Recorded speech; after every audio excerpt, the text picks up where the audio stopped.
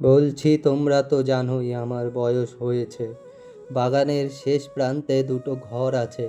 একটা উত্তর দিকে, খুব সুন্দর ও চকচকে।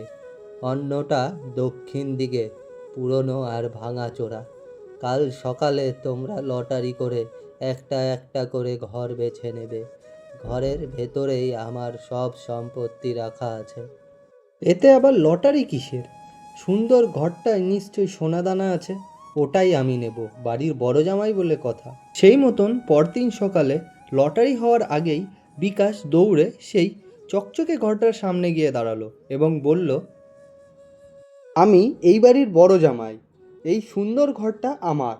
আকাশ, তুই তো ছোট, তুই ওই ভাঙা ঘরে যা।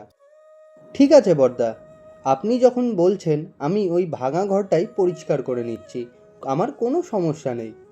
ঠিক আছে, তোমরা চাবি নিয়ে যাও, কিন্তু মনে রেখো দুজনে ভেতরে ঢুকে দরজা বন্ধ করে দেবে এবং 10 মিনিট পরে দরজা খুলবে। তার আগে দরজা খুলে বেরোবে না। এদিকে বিকাশ ঘরে ঢুকেই অবাক হয়ে গেল। সে দেখল তার সামনে একটা বিশাল বড় সিন্দুক রাখা। যখনই সে সিন্দুকের ডালাটা খুলল, অমনি ভেতর থেকে হাজারটা ইঁদুর যেন তার ওপরে লাফিয়ে পড়ল। বিকাশ চিৎকার করে ঘরের মধ্যে লাফালাফি করতে লাগলো, কিন্তু দরজা বাইরে থেকে লক।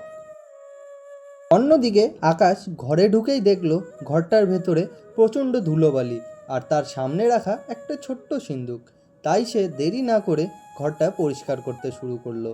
ঘরটা ভালো মতন পরিষ্কার করার পর সে সেই সিন্দুকটার সামনে গিয়ে বসলো এবং যেমনই সেই সিন্দুকটা খুললো, সে দেখতে পারল সিন্দুকের ভেতরে অনেক সোনাদানা ও রমেশবাবুর বাড়ির দলিল। ঠিক 10 মিনিট পর বিকাশ সেই রাজপ্রাসাদের মতন বাড়িটা থেকে খালি হাতেই দৌড়াতে দৌড়াতে বাইরে চলে আসলো এবং বাইরে এসেই সে হাঁপাতে লাগলো। অন্য দিক থেকে আকাশ শান্তভাবে দলিলের ব্যাগ হাতে নিয়ে বেরোলো।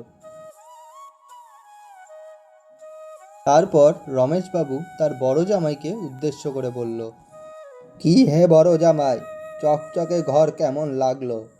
লোভ করলে এমনই ইঁদুরের কামড় খেতে হয়। আর আকাশ কষ্ট করেছে, তাই ও আসল রত্ন পেয়েছে।